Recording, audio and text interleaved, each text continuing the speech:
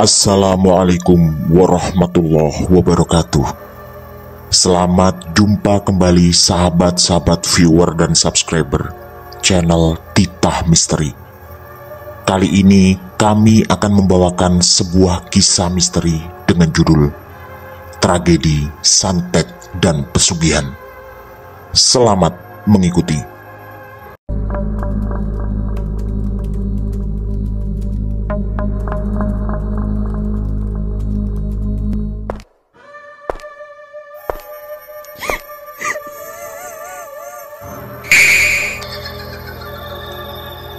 Jangan pernah mengikuti kisah ini sendirian.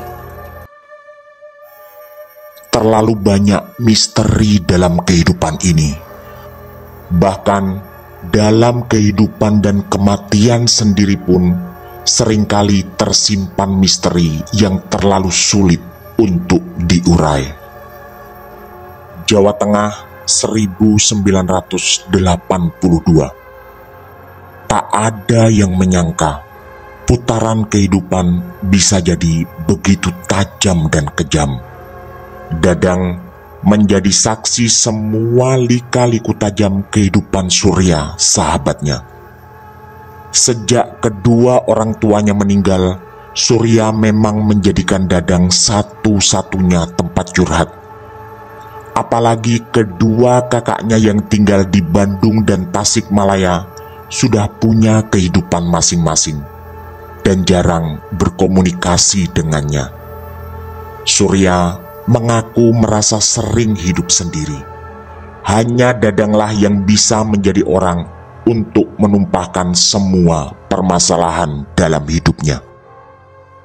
Surya akhirnya menikah dengan Ajeng, gadis cantik asal Surabaya yang dari dulu disukainya. Sebenarnya Dadang merasa tidak cocok dengan pilihan Surya kali ini. Pernah 2 kali Surya mengajak Ajeng ke rumahnya. Wajah dan tubuhnya memang begitu mempesona. Tapi entah kenapa ada perasaan tidak nyaman di hati Dadang.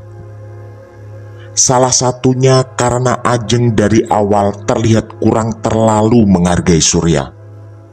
Dan menurut Surya, dia memang berasal dari keluarga sangat berada. Bahkan Surya harus berjuang ekstra keras untuk mendapat restu menikahi Ajeng. Tapi walau Dadang merasa tidak cocok, keputusan terakhir tentu ada di tangan Surya. Dan dia pun menikah dengan Ajeng. Meskipun sempat berdebat tajam tentang pilihan hatinya, tapi persahabatan mereka sama sekali tak terganggu. Dan Dadang sangat menghormati pilihan sahabatnya. Setelah 2 tahun menikah dan belum juga mendapat momongan, badai besar mulai terjadi. Ajeng yang memang berlatar keluarga sangat berada, merasa tak puas dengan kondisi ekonomi Surya.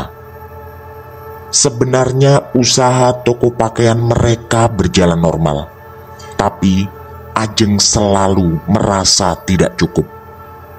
Kehidupan yang dulu serba mewah dan berkelebihan ternyata tak mampu diimbangi Surya. Sampai suatu saat Ajeng membuka wacana tentang kemungkinan bercerai. Surya tentu menolak. Selain karena tak punya pengalaman sebagai playboy, Surya memang sangat mencintai Ajeng.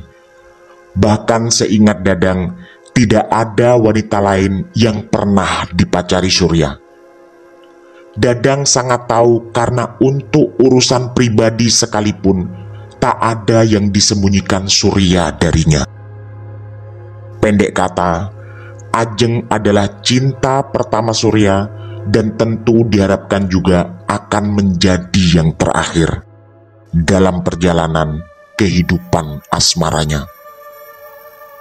Kata Surya, apapun akan dilakukan, yang penting perceraian tidak sampai terjadi. Dan sampai suatu saat Surya mengutarakan niat yang bagi Dadang sangat tidak masuk akal, yaitu menempuh jalan pesugihan. Dadang tentu sangat marah, karena kondisi ekonomi Surya sebenarnya sama sekali tak berkekurangan, dan bisa dibilang setara dengan Dadang yang juga mempunyai usaha serupa, yaitu toko pakaian, juga di pasar yang sama pula.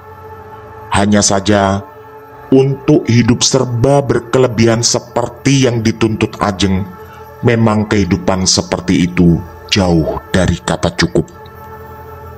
Tapi lagi-lagi Surya menolak nasihat apapun, dan baginya keutuhan rumah tangga jauh lebih penting untuk dipertahankan. Meskipun begitu, Dadang tetap tak sampai hati melepas Surya sendiri. Walau keputusan Surya tak bisa dirubah, jalinan pertemanan tetap dijaganya. Apalagi dia merasa kasihan, karena Surya tak punya orang lain selain dirinya untuk mencurahkan semua masalah hidup. Dadang hanya bisa berpesan agar Surya selalu berhati-hati dalam melangkah dan jangan sampai terjerumus dalam sesuatu yang justru merugikan Ajeng dan dirinya. Kata Surya, dia mempunyai seorang kenalan, yaitu Ronald, yang bisa membantunya dalam perjalanan mencari pesugihan ini. Kebetulan, sama seperti Ajeng, Ronald adalah pengusaha cukup sukses yang juga berasal dari Surabaya. Kabarnya, dia belum menikah, walau punya banyak toko di beberapa kota. Waktu pun berjalan. Surya berangkat ke rumah si dukun berboncengan dengan Ajeng istrinya, sedangkan Ronald mengantar dengan menggunakan mobil. Itu juga salah satu alasan yang membuat Ajeng sempat ingin bercerai. Katanya, dia ingin dibelikan mobil yang ketika itu jauh dari jangkauan kemampuan Surya. Untungnya, dalam perjalanan kali ini, Ajeng masih menghargai Surya dan tidak mau diajak Ronald di dalam mobilnya. Ketika itu, malam Jumat Kliwon. Sang dukun yang minta dipanggil Mbah Parto itu ternyata masih muda. Usianya sekitar 40 tahunan. Dan melihat caranya ngobrol dengan Ronald, sepertinya mereka berdua cukup akrab. Ronald, yang kondisi keuangannya jauh di atas Surya, mengaku sedang menjalani pesugihan atas bantuan Mbah Parto juga. Walau katanya dengan jenis pesugihan yang belum tentu sama. Menurut pengakuan Ronald lagi, dia sudah sekitar 3 tahun menjalani pesugihan itu.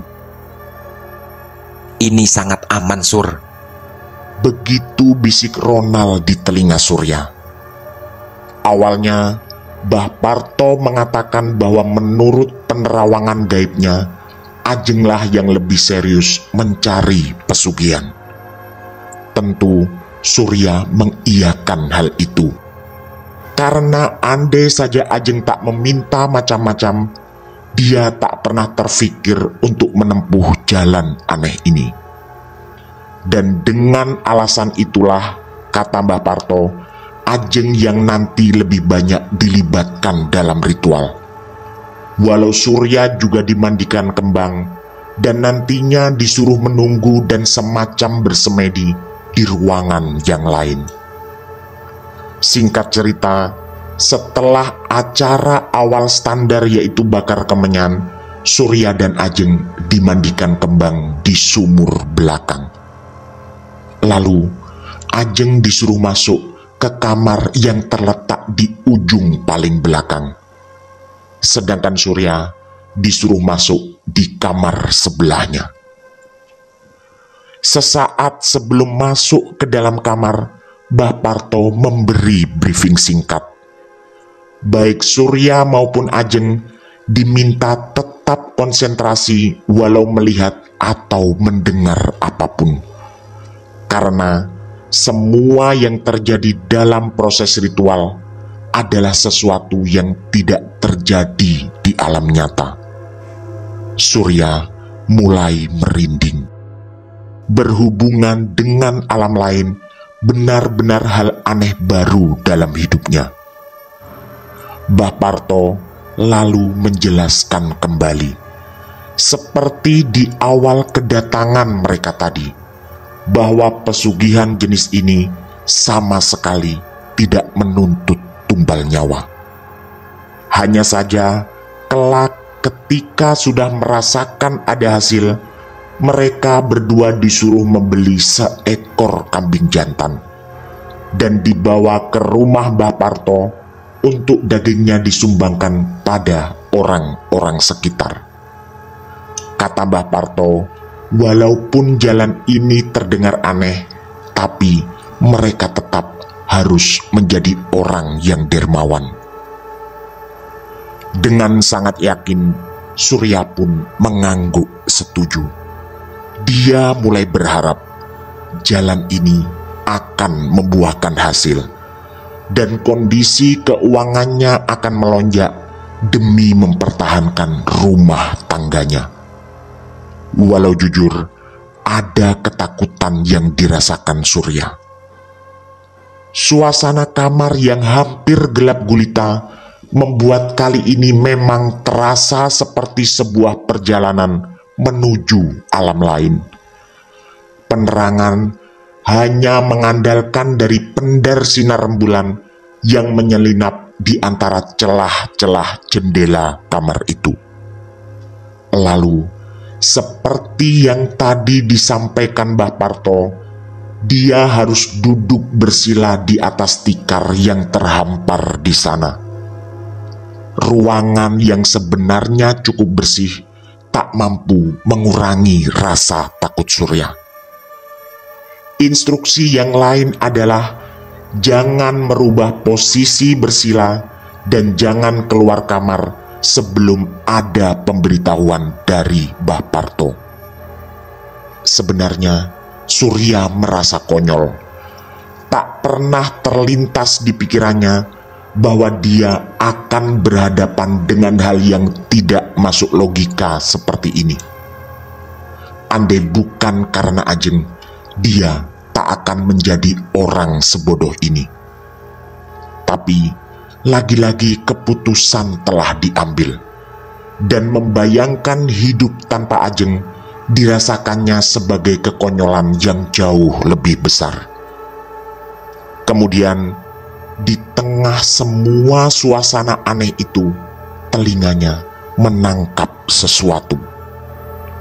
Pelan, tapi terkadang tertangkap jelas oleh indera pendengarannya, bahwa di kamar sebelah istrinya melakukan sesuatu.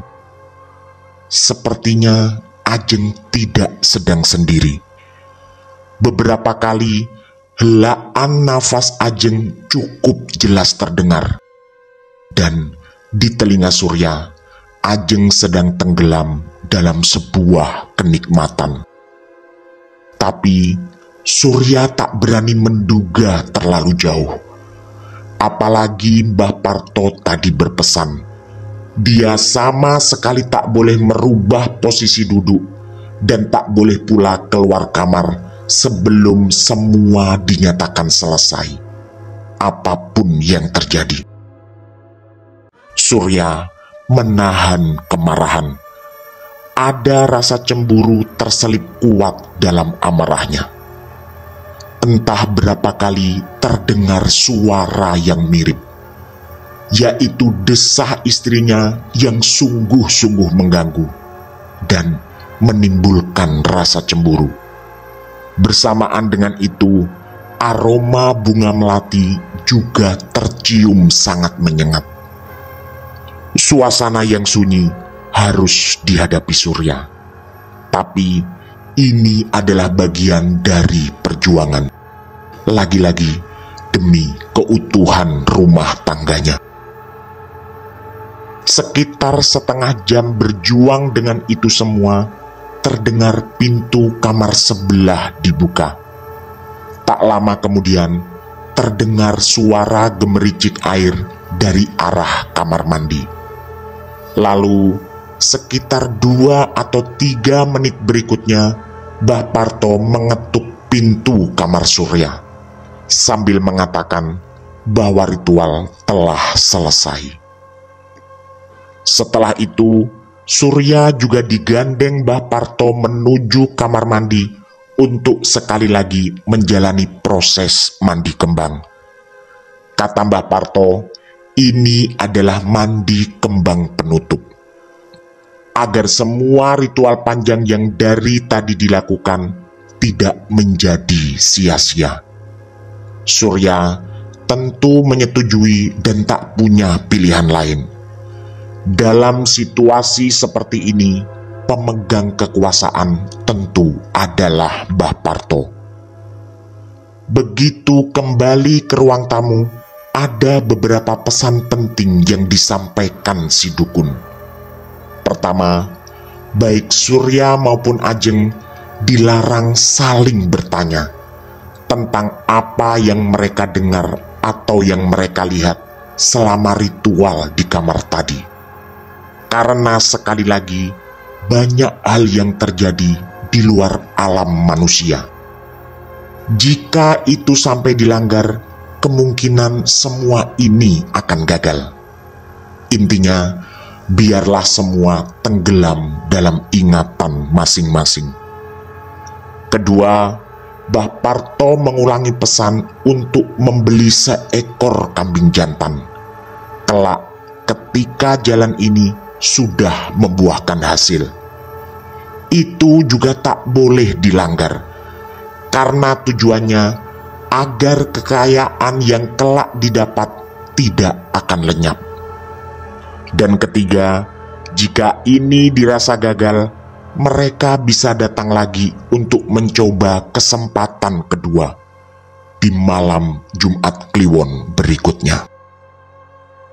Jujur, Surya merasa terkunci dengan penjelasan itu. Keinginan kuat yang tadi timbul untuk menanyakan sesuatu yang mencurigakan terpaksa tak bisa dilakukan. Dan lagi, posisi tawar Mbah Parto pasti sangat kuat agar apapun yang dimintanya tidak sampai dilanggar. Padahal firasat Surya cukup kuat bahwa di kamar sebelah tadi Ajeng tidak sendirian. Tapi perlahan semua tergerus oleh mimpi awal bahwa kondisi keuangan harus segera diatasi agar Ajeng mau bertahan hidup dengannya. Setelah semua penjelasan dirasa cukup, Ronald pun dipanggil masuk. Dan mereka bertiga pamit pulang setelah Ajeng mengulurkan sebuah amplop berisi uang pada Mbah Parto. Ronald lalu pulang terpisah karena mengaku ada urusan lain. Selama perjalanan pulang, Ajeng mengaku yakin dengan jalan ini. Katanya, ada firasat kuat bahwa pesugihan ini akan berhasil. Seperti biasa, Surya dan Ajeng tenggelam dalam aktivitas keseharian. Dari jam 7 pagi sampai jam 4 sore, Surya menjaga tokonya di pasar. Dan setelah itu, Ajeng yang bergantian di pasar sampai jam 9 malam dan dijemput oleh Surya untuk menutup toko. Selama ini, mereka dibantu oleh seorang karyawan, yaitu Mbak Tuti, yang dari awal mereka berdua membuka toko sudah menjadi pekerjanya. Mbak Tuti adalah seorang janda beranak satu yang mengaku tak punya kemampuan untuk bekerja yang lain. Ajeng pula yang memilih Mbak Tuti ketika itu. Surya memang mengusulkan untuk mencari karyawan perempuan, karena menurutnya perempuan akan lebih mudah diatur dan biasanya jauh lebih teliti. Dan karena Ajeng sempat cemburu, dia memilih Mbak Tuti yang terlihat lugu, dan secara fisik sepertinya mustahil Surya akan tertarik padanya. Baru hari kedua setelah pulang dari rumah Mbah Parto, Surya mendapat kejutan menyenangkan. Malam harinya, ketika menghitung uang hasil penjualan, terjadi keanehan. Total hasil penjualan dari nota adalah 180.000. Tapi uang yang dibawa Ajeng adalah 280.000. Berkali-kali mereka menghitung nota dan uang, hasilnya tetap sama. Ada selisih 100.000 yang adalah jumlah cukup besar di zaman itu. Surya merasa terkejut.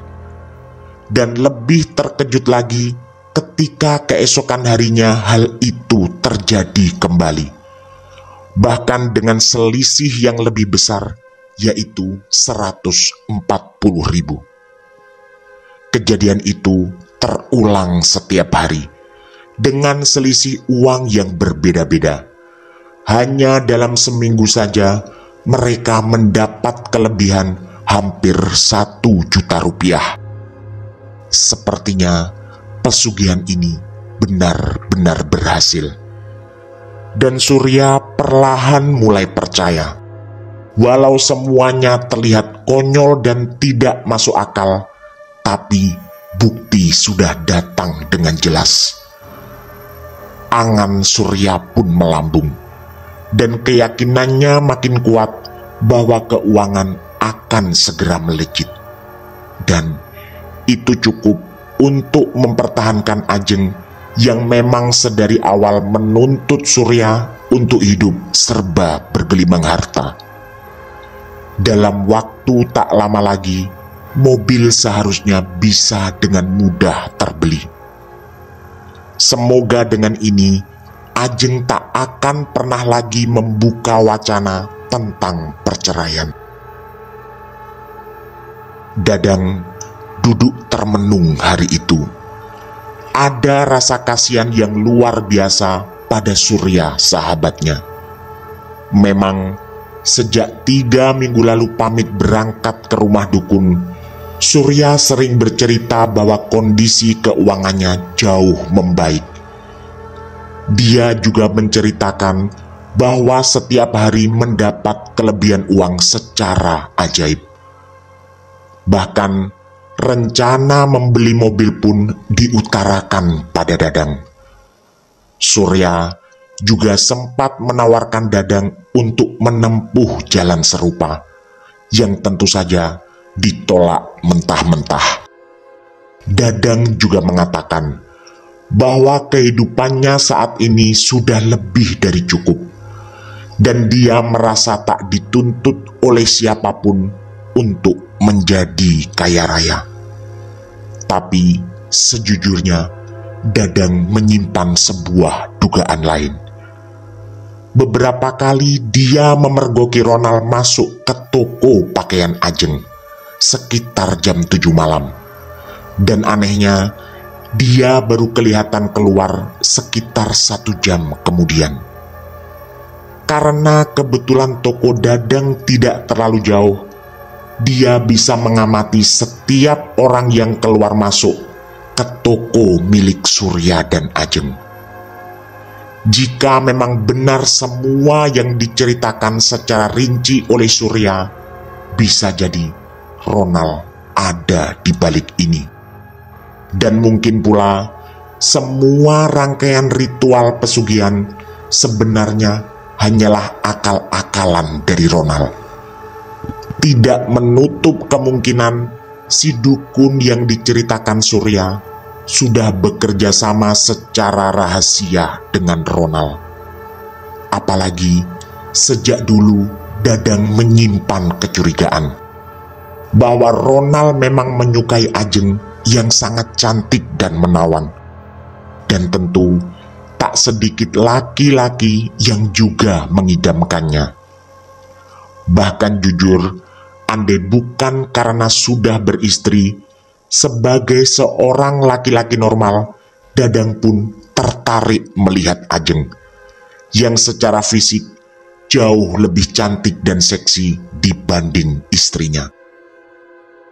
Dan lagi, sebagai pengusaha kaya raya, rasanya mudah bagi Ronald untuk menyisihkan 100-200 ribu per hari dan memberi uang pada Ajeng agar diakui sebagai kelebihan uang secara ajaib. Kemungkinan ini tentu jauh lebih masuk akal dibanding ritual-ritual pesugihan yang bagi Dadang terasa tidak logis.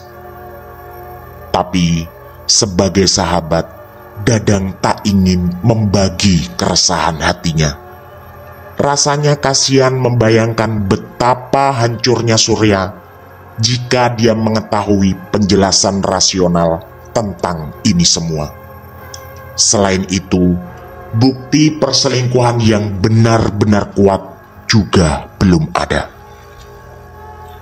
Sampai suatu hari, semua kekhawatiran Dadang terbukti. Sesaat sebelum dia menutup toko, datanglah Surya dengan tergesa. Kebetulan tokonya sudah tutup dari tadi.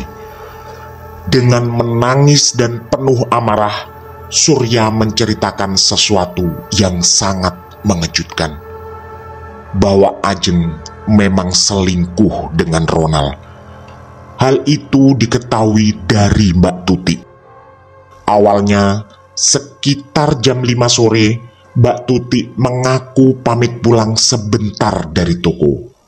Tapi dia tidak pulang, melainkan langsung berangkat menuju ke rumah Surya. Dengan gemetar, Mbak Tuti membongkar semuanya. Katanya, dia tak kuat lagi menyimpan semua kebusukan ini. Mbak Tuti melaporkan semua yang terjadi selama ini. Bahwa hampir setiap malam Ronald datang ke toko. Dari awal, Mbak Tuti sudah mencurigai gelagatnya. Dan dia juga mengaku sering diberi uang tutup mulut oleh Ronald. Kata Mbak Tuti, Ronald dan Ajeng selalu menghabiskan waktu setengah sampai 1 jam di ruang kecil di belakang tumpukan baju. Bahkan dengan mulut yang makin gemetar, Mbak Tuti bercerita bahwa dia 2 kali memergoki mereka berdua tak berpakaian sama sekali. Surya yang mendidih oleh amarah lalu memukul Ajeng. Terlibatlah mereka berdua dalam percekcokan hebat dan berakhir dengan kaburnya Ajeng dari rumah. Dadang tak sanggup melihat wajah sahabatnya yang penuh kegalauan, walau sejak dulu memang inilah yang ditakutkan. Dan yang lebih membuat Dadang merasa tak mampu berbuat apa-apa adalah ketika Surya pamit padanya untuk melakukan sesuatu yang juga tak kalah mengerikan, yaitu secepatnya mencari dukun santet yang kuat. Sepertinya Surya merasa tak perlu lagi meminta persetujuan Dadang, karena dia langsung bergegas pergi dengan sepeda motor barunya. Dadang sangat khawatir. Dia begitu mengenal Surya, yang pasti nekat melakukan apapun demi mencapai keinginannya. Masih teringat betapa ngototnya dulu ketika Surya pamit mau mencari pesugihan, yang ketika itu semua nasihat Dadang tak bisa diterimanya. Apalagi dalam kondisi penuh amarah seperti ini. Rasanya sulit untuk berharap Surya mengurungkan niatnya. Surya sama sekali bukan tipe orang yang mudah mundur demi sebuah tujuan besar. Hari demi hari, Dadang merasakan kegalauan yang luar biasa. Semua kemungkinan yang terlintas tentang langkah yang diambil Surya terasa begitu menakutkan. Dan toko pakaian milik Surya tak pernah kelihatan buka. Juga rumahnya yang selalu terkunci rapat, dan setiap kali Dadang mencari ke sana, tak pernah ada siapapun yang terlihat. Entahlah Surya sedang ada di mana. Juga Ajeng yang pasti tak berani pulang dalam kondisi seperti ini. Dugaan Dadang, rasanya mustahil Surya mencari Ajeng ke rumah orang tuanya di Surabaya. Karena dalam posisi jelas-jelas bersalah, Ajeng pasti lebih memilih bersembunyi di tempat lain, yang lagi-lagi entah ada di mana. Hari demi hari dijalani Dadang dengan penuh kekhawatiran. Dia pun mengaku tak tahu setiap kali ada teman pedagang lain yang menanyakan kenapa toko milik Surya selalu tutup. Sekitar seminggu kemudian, sore hari, ada kabar yang sangat mengejutkan. Dari salah satu teman pedagangnya, Dadang mendengar bahwa telah terjadi kecelakaan di perbatasan kota tadi pagi. Sebuah truk kosong berkecepatan tinggi menabrak dua orang yang sedang berboncengan sepeda motor. Mereka berdua meninggal di tempat.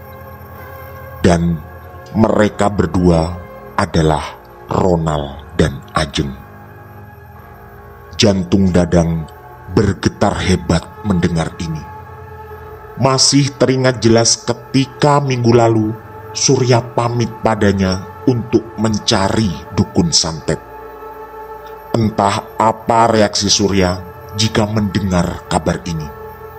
Atau jangan-jangan Surya sudah tahu, dan mungkin ini adalah sesuatu yang telah direncanakannya.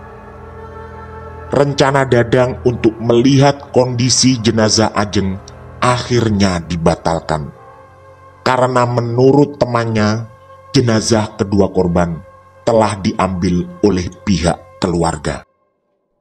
Dadang segera menutup tokonya dan lalu bergegas pulang. Di sana dia menangis tak henti-henti. Istrinya juga sangat terkejut atas kabar ini. Teringat kembali semua kebersamaan dengan sahabatnya selama ini. Sejak kecil, Dadang dan Surya memang sangat dekat. Juga selama bersekolah, dari mulai TK sampai SMA, mereka berdua bersekolah di tempat yang sama. Dan satu lagi yang masih mengganjal di hati Dadang, yaitu keberadaan Surya yang entah ada di mana sekarang. Dia tak mampu berharap lagi, karena entah apa yang terbaik untuk Surya atas kabar mengejutkan ini. Malam harinya, sekitar jam 9, ada berita lain. Pak Samsul datang dengan tergesa ke rumah Dadang. Dia adalah adik kandung dari almarhum ibunya Dadang. Dan Pak Samsul mengabarkan sesuatu yang benar-benar menyedihkan. Surya baru saja meninggal dunia di rumah sakit. Sekitar 1 jam lalu, dia mengalami kecelakaan sangat parah. Tak lama setelah dilarikan ke rumah sakit, dia menghembuskan nafas terakhir. Dadang yang terhenyak segera berangkat ke rumah sakit bersama Pak Samsul saat itu juga. Sesampai di sana, Dadang tak mampu berkata-kata. Terpampang jelas tubuh sahabatnya yang sedang terbujur kaku. Dan kata Pak Samsul, ada hal penting lain yang mau disampaikan. Di saku celana Surya ada secarik kertas, dan surat itu ternyata ditujukan untuk Dadang. Dengan tangan gemetar, Dadang menerima surat itu. Di sudut ruang jenazah, dia terduduk lesu membacanya. Air mata begitu deras berderai. Perlahan dia baca surat itu. Dadang, kamu adalah sahabat terbaik. Aku minta maaf karena selama ini tak pernah mau mendengarkan nasihatmu. Catatan singkat itu didekap Dadang dengan penuh kesedihan. Sungguh tak terduga semua akan berakhir memilukan seperti ini. Keesokan harinya, di pemakaman, air mata Dadang masih deras mengucur sambil memegang pusara yang masih segar itu. Terlalu banyak hal yang membuatnya tenggelam dalam kesedihan luar biasa. Entahlah apa yang terjadi setelah minggu lalu Surya pamit padanya untuk mencari dukun santet. Dan entah pula pesugihan model apa yang dulu mereka jalani atas bantuan informasi dari Ronald. Semuanya tak pernah benar-benar terjawab. Hanya doa terbaik yang terus dilantunkan Dadang di bibir dan hatinya. Semoga masih tersisa ampunan luas untuk Surya, sahabatnya. Tamat. Demikian kisah misteri dari kami, tragedi santet dan pesugihan. Semoga kisah-kisah kami cukup menghibur dan menemani sahabat-sahabat semua. Mohon maaf apabila terdapat kesalahan dalam pemilihan atau penuturan kata. Kami dari tim Titah Misteri mengucapkan terima kasih. Dan wassalamualaikum warahmatullahi wabarakatuh. Pesan saya, jangan bercermin sendirian di tengah malam. Sampai jumpa.